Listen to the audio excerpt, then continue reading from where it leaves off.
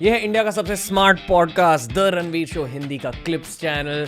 झट झट से सीखते रहो, सब्सक्राइब करो, बेल आइकॉन दबाओ। आप बताओ सर, कहाँ से स्टार्ट करें?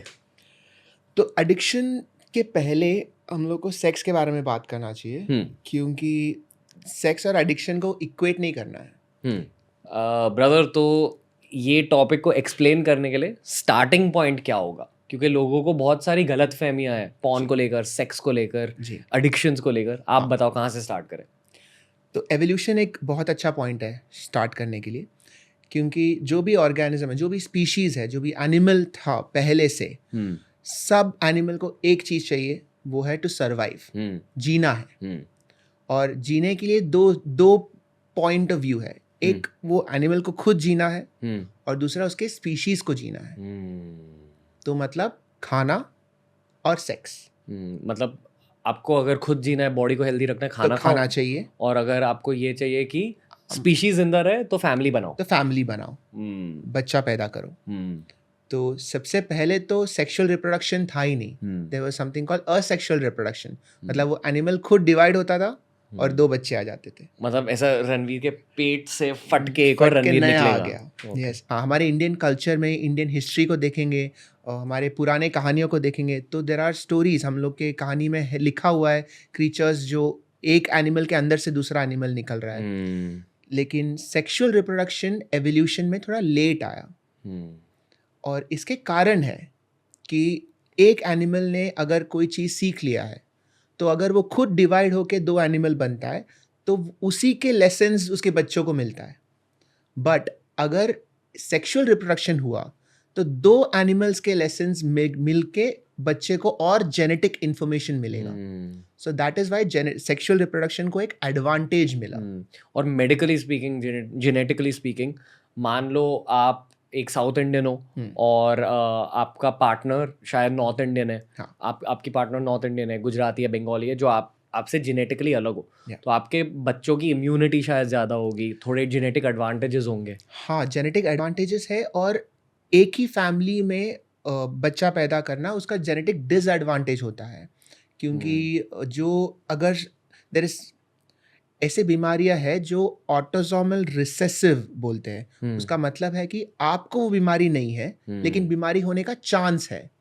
और अगर समझो आपके फैमिली में और किसी को भी वो बीमारी होने का चांस है और अगर आप दोनों ने बच्चा किया तो बच्चे को बीमारी होने का चांस डबल हो जाता है।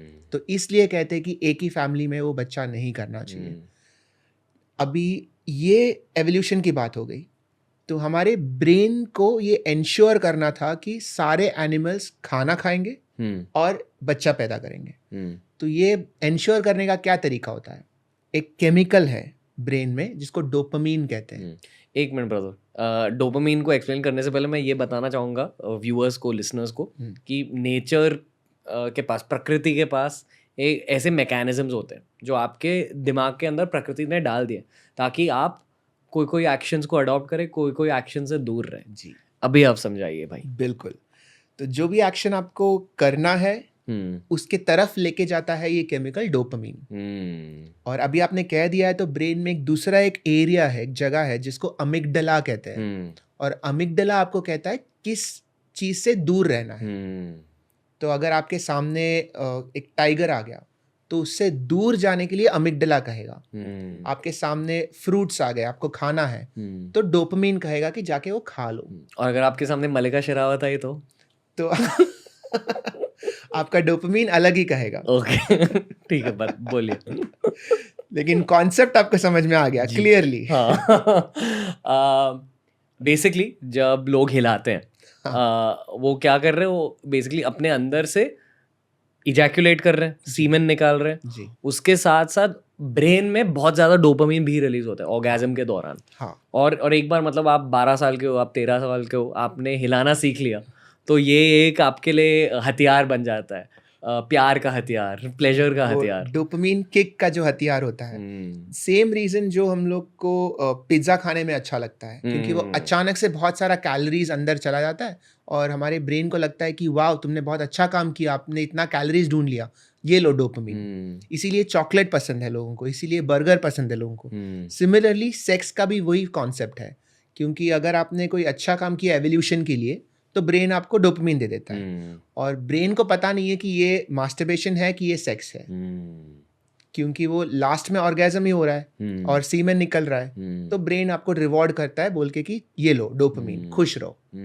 जब डोपामिन आपके दिमाग में फैल जाता है तो आपको फील क्या होता है? आपको नहीं, हर इंसान को हर इंसान को फील होता है एक सेंस ऑफ अचीवमेंट, मैंने कुछ तो कर लिया, मैंने कुछ तो कर लिया, और एक सेंस ऑफ सैटिस्फैक्शन कि लाइफ अभी मस्त है, मेरा सब सेट हो गया है, सॉर्ट हो गया है। लेकिन एक तरफ से ऑफ कोर्स ये एक ट्रिक है, मतलब हमारे ब्रेन खुद को ट्रिक कर रहा है ये सोचने से। तो ये चीज़ अपने याद रखना है कि जो केमिकल मैकेनिज्म हुआ है हमारे ब्रेन में सेक्स करवाने के लिए, वो मास्टरबेशन के थ्रू सेम एक्टिविटी स्टार्ट हो जाता है ब्रेन में, तो मास्टरबेशन से वो ओवरलैप हो जाता है।